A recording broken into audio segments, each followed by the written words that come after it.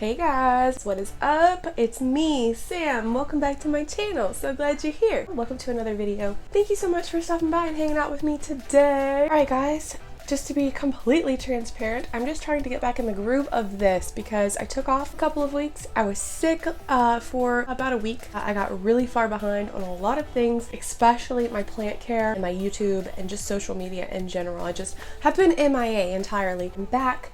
I feel good, I feel happy, I feel ready to take on the world. Maybe not take on the world, but I feel good. We're just gonna be looking at a few of my summertime favorites. I know I did a spring favorites there, it's been a couple of months ago now. It's a new season and I have new favorites. My favorite plants are always constantly rotating and changing based on how the plants are doing, how they're growing. And it just so happens my summer favorites are plants. For the most part, I'm pretty sure they are plants that have really taken off since the start of spring and summer, and they've been growing a lot, giving me lots of new leaves and just doing really well. So that's the ones that I picked. I also tried to pick plants that I haven't shared on my channel for a while or that you guys haven't really seen that much of. So yeah, it's plants that haven't really had their turn in the spotlight as much as some of my others. I'm not really sure how many I have here, maybe like 8 or so. Between 8 and 10, I would say. So if you want to check out some of my favorite summertime plants or summer favorites, however I'm going to word this, I have no idea, then stick around, hang out, let's jump right into it. This is the only issue with wearing something other than like a t-shirt. I'm wearing an off-the-shoulder shirt, and as we can see, it just makes it difficult because my mic is facing like that way. So I hope y'all can hear me okay. Also, my hair is wet because I just got out of the shower a little bit ago. The first plant we are going to look at that I'm just also proud of is this amazing Syngonium molted, Syngonium army. I've heard it go by multiple different names, but it is basically a variegated Syngonium. Look at the variegation. So let's start down here where we had spider mite damage. You can see the leaves were coming in quite funky. I didn't mind it though. I think it gives this plant a whole lot of character. I really love the uniqueness of it. So I actually thought these deformed leaves were quite quirky. I have taken a couple of different cuttings from this a couple different times and sold them and traded with them and stuff like that. So it would be a lot larger, but it's growing beautifully. The last time I cut it was a couple of months ago. It just, every time I cut it, it shoots out a new growth point right away and the leaves come in even larger and more beautiful than before. It's incredible. So you can see here, I also really appreciate that each one of the leaves are so different. Like you really don't know what you're going to get when in terms of variegation. It could be more chunky and sectorial like these leaves, or it could be more spread out and blended, I guess, like these ones. It kind of looks like it's going to be similar to this one, but maybe I see some sectorial stuff going on there, not really sure. Syngoniums are one of my favorite plants in general, and I really didn't think that I would find a variegated Syngonium that I could appreciate more than the Albo, but this one has definitely proven me wrong because it's a hard decision between my Albo Syngonium and this one. I think this one would have to be my favorite. I don't know, just because of how fast it grows maybe. Ask me next month and I might say the Albo is my favorite, but it's truly a gorgeous plant. If you've been thinking about or looking for one of the molted or army Syngonium, or I think it even goes by Mojito, I think they're all the same. Let me just tell you, if you find one, 110% worth it. I know they're a little bit pricey, but if you're up for taking a cutting and selling in the future, you can 100% make your money back. And they grow so fast you won't even notice the cutting missing, I'm telling you. Had to share, I don't really think I've talked about this one that much on my channel either. We have a little babe, and this is one that I don't know if I've shown at all. This is a Disciplia ovata. This one is so cool. I think it oftentimes is referred to as the watermelon Disciplia because, I mean, if you look at the foliage, obvious reasons, right? It's really cool. This one has these really cute, chubby, round, ovalish shaped leaves, and then it has this really amazing veination going through the leaves. The reason I wanted this one, honestly, was because the sun-stressed leaves. So if you look at the new growth coming in, it's a little bit red. Well, you can actually, if you give it enough direct sun, you can actually sun stress the leaves kind of similar to Hoya and get them to turn a really dark purple red, and it's beautiful. So that's what really attracted me to this plant. And the reason I chose to talk about this one today is because it's just really recently taken off since summer hit. I mean, it's taken off, you guys. When I got this, it didn't have any growth points on it. It was just the leaves inside the pot, and it shot off these at least 2 new growth points, maybe 3, and these are all new leaves right here. You can see the new growth coming in there, and then here as well. These are all newer leaves down through here, and it's just like boom, boom, boom, spitting out the new leaves. It wasn't trailing whatsoever whenever I got it, and there's another little growth point coming in right there. Very exciting. So if I take it out of the pot, you can see it is definitely trailing at this point. Like summer came and it just started spitting out these new growth points, spitting out these new leaves, and now it's technically a trailing plant. I do have it kind of like coiled up in the pot though, just because I want it to be more full, so I'm kind of hoping it'll root down in that soil a little bit. And this is living in my kitchen window, so if you have seen this on my channel before, it was probably just skimmed over whenever I was showing you plants in my kitchen window. I haven't really talked about it, I know that for a fact, but it's incredible. I've really been getting more and more into Disciplia. I have a really big hanging basket of Disciplia. I think it's like Jerry or Gary. I'm not sure if that's even the correct name for the one in my bathroom, but I've had it for a few years now, and it's amazing. Yeah, Disciplia ovata, beautiful. Love the sun-stressed leaves. Can't wait to see more of them. So this is my Homolomina Shelby. For the longest time I thought it was Homolomina Shelby. It's not, it's Shelby, but I did name her Shelby for that reason. This is Shelby. She is gorgeous. I got this from Plant Arena a couple months ago, and oh my god guys, it's really taken off. It's quite impressive actually. So this is living under my Mars Hydro in my little plant room. Put off 3, maybe 4 leaves since I got it. It actually just recently unfurled. I believe it was this one right here, this big gorgeous leaf. Doesn't that look almost like camouflage? This is my very first ever Homolomina in my collection. I wanted the green one for years, and I've never seen it available or gotten my hands on it, or I've never really looked for it, I guess. I know I could find one online if I really wanted it, so hopefully I can grab one of those in the future. There's lots of different really cool varieties of Homolomina out there, and I intend to get my hands on a few of them, but this one's just so beautiful. I was kind of curious whether or not this would be on the fast or slower side of when it comes to growth. I can definitely say it's on the fast side. I think it gives me a new leaf probably about every 2 to 3 weeks, which is pretty good honestly for the foliage that you're getting here and the size of these leaves. That's a pretty good growth rate in my opinion. It literally just unfurled this leaf here a week or 2, maybe 2 weeks ago, and already I actually just noticed this as I pulled it out to show you guys. There's another new leaf right here coming in as we speak. I really appreciate this plant because it is really a vocal house plant, so it lets me know when it's thirsty without being too over dramatic. Whenever this plant is thirsty, it does tend to curl its leaves up a bit and they get really floppy, and then I know it's time to give this girl a good drink of water. So I don't have to worry about overwatering this plant or underwatering because I don't water it until I see those signs. So that's really nice. I always appreciate that whenever it comes to houseplants. I just have it sitting down in this really cute planter I got from Home Depot. I think I'm gonna be repotting it into this eventually. I gotta repot some plants before summer ends. So yeah, Homolomina Shelby. Really been admiring and loving this plant honestly since I got it. I mean, when I unboxed it I was in awe, and I'm still in awe because it's just that, it's that beautiful, you know what I'm saying? We have a yellow leaf. Oh, I actually really meant to remove this leaf before filming and I forgot, but it's totally fine. This is part of the cycle, right? The cycles of life. So this is a beautiful Anthurium Magnificum. Oh my god, this is my favorite Anthurium probably.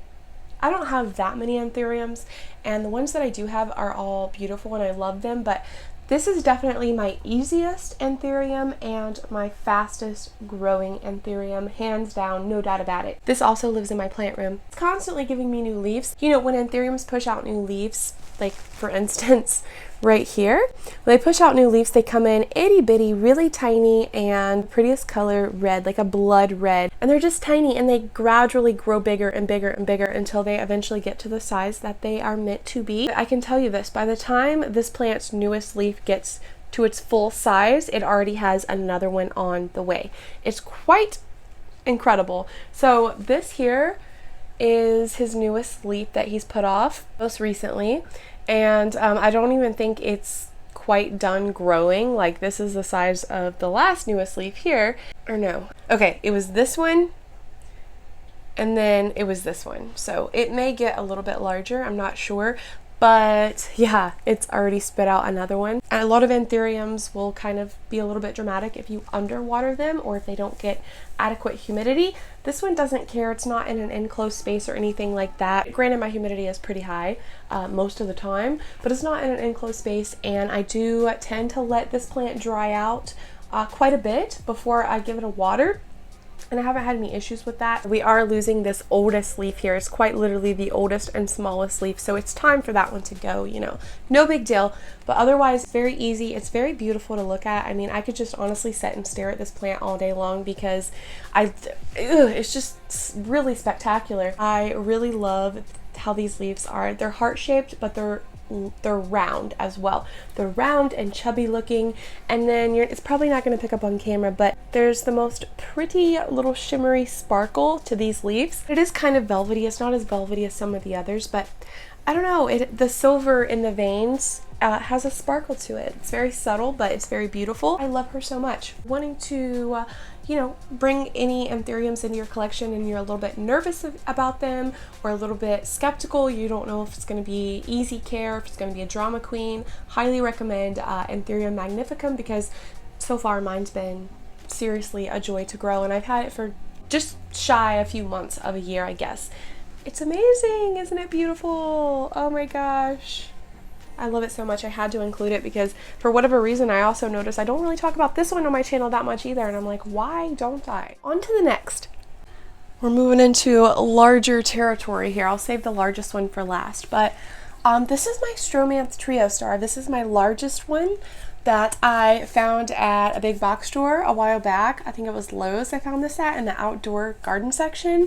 Swooped it up. It was like $10. Seriously, $10. Are you kidding me? Oh my gosh, you guys. This is also living over here under my purple Growlights, and if you remember whenever I hauled this, like, it has grown so freaking much, and the size of these leaves is truly impressive. I mean, I have a smaller one and it's remained pretty small. I had it for right around 2 years, I think, and it's remained relatively small in leaf size. But this one, oh my, I just love how large these leaves are. It's such a pretty plant. And I know a lot of people say that, you know, the Triostar is kind of a diva. They struggle with it. They can't get theirs to look good. And I've had people ask me, like, what do you do for yours? In particular, my other one that I've had for the longest time. But I don't really do anything special. Sorry guys, I have soil everywhere. But I don't really do anything special for this. It does seem to really love the purple and blue grow lights. Now, my other one's also living under the same colored lights in my plant room, and it does really well there also. So they don't need a ton of light. I think the purple and blue lights are great for the stromia Triostar because it's in the Calathea family, or in the prayer plant family, I guess I should say, and it doesn't necessarily want super intense bright light or anything. So if I had this under like a more intense grow light, like daylight bulbs, it probably would be curling its leaves and not be that happy with me. I'd probably be too much light. But because the purple and blue lights are so, I don't even know, what's the word I'm looking for? They're just not super intense, you know what I mean? So I found that prayer plants, begonias especially, really love the purple and blue grow lights. It's like the perfect amount of light for them to just come in with the most beautiful leaves, the most vibrant leaves, and it helps them bloom as well. Begonias, I mean, it helps them bloom. She is beautiful. She's currently putting out a new leaf right there. She just recently unfurled, I don't even know which leaf it was at this point. I think it was this largest one here though. I mean, she does definitely have a few crispy leaves like on the bottom, like some of her older leaves, but that's to be expected honestly with all prayer plants. No big deal whatsoever. It does not take away at all from the beauty of this plant. And I love the fuchsia pink backsides. Ooh, such a sucker for this plant. It's beautiful. Next up, we have a philodendron, and this is my Philodendron Podatum. And this is the large form, so I do have a smaller podatum with like the juvenile leaves. So this is a different variety completely. I got this for a really good price, you guys. Like seriously, a really good price, and it's so massive. So I do still have this living in moss. I will survive. This was in the mail for like a week. It got stuck in the mail and kind of lost because we had just moved to our new home, and it was just a whole mess. The addresses, there was an issue with the addresses, and it was a mess, but the plant's doing great. It did take a little while. Like, it was shipped to me with this massive, gorgeous leaf here, and also this one and this one as well. And it had a growth point, which it took quite a long time for the new leaf to finally unfurl, but I'm pretty sure it's fully rooted down in there. It's been doing really, really well, and it finally did unfurl its new leaf after its week in the mail.